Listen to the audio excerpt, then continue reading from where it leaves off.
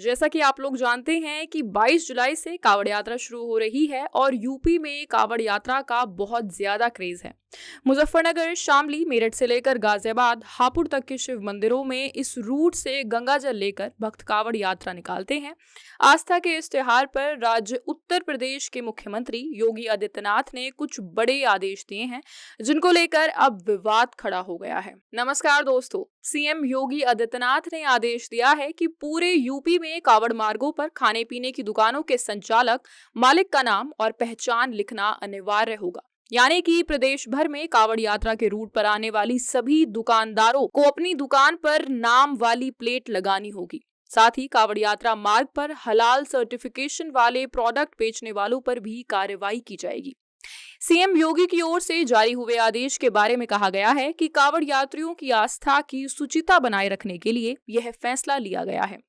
CM योगी के इस फैसले पर सपा अध्यक्ष अखिलेश यादव, बसपा सुप्रीमो मायावती और एआईएमआईएम प्रमुख असदुद्दीन ओवैसी ने आपत्ति जताई है और सरकार पर हमला बोला है। दरअसल सबसे पहले मुजफ्फरनगर में कावड़ रूट पर दुकानदारों के नाम लिखने का आदेश दिया गया।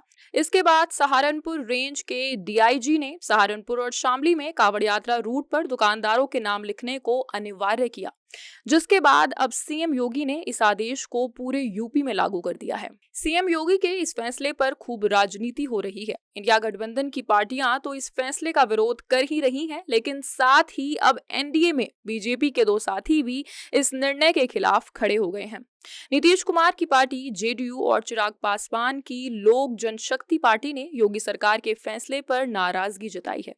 जेडीयू के प्रवक्ता केसी त्यागी ने कहा कि इससे पीएम का सबका विश्वास का नारा कमजोर होता है। उन्होंने आगे कहा कि इससे बड़ी यात्रा बिहार में निकलती है और वहां इस तरह का कोई आदेश नहीं है, क्योंकि बिहार में ऐसे कानून की जरूरत ही नहीं है।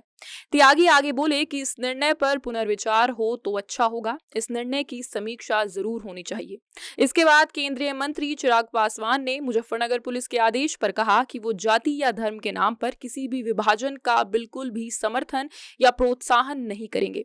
चिराग ने आगे कहा कि उनका मानना है कि समाज में दो वर्ग, अमीर और गरीब मौजूद हैं और विभिन्न जातियों और धर्मों के लोग दोनों श्रेणियों में पाए जाते हैं। इसी के साथ ऑल इंडिया मुस्लिम जमात के राष्ट्रीय अध्यक्ष मौलाना मुफ्ती शहाबुद्दीन रजवी ने इस फैसले का समर्थन किया है और सपा प्रमुख अखिलेश यादव को सलाह दी है कि वो धार्मिक मामलों में राजनीति ना करें। उन्होंने कहा कि कावड़ यात्रा धार्मिक कार्यक्रम है, लेकिन सपा अध्यक्ष ने इसको राजनीति का अखाड़ा बना दिया है।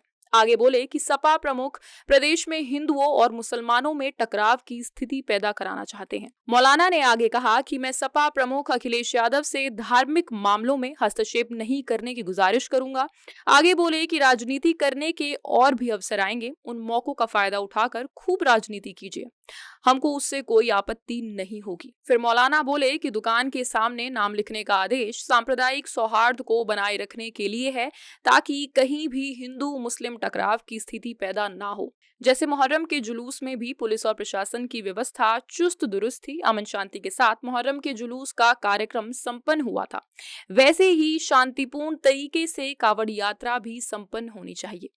धन्यवाद। जय हिंद।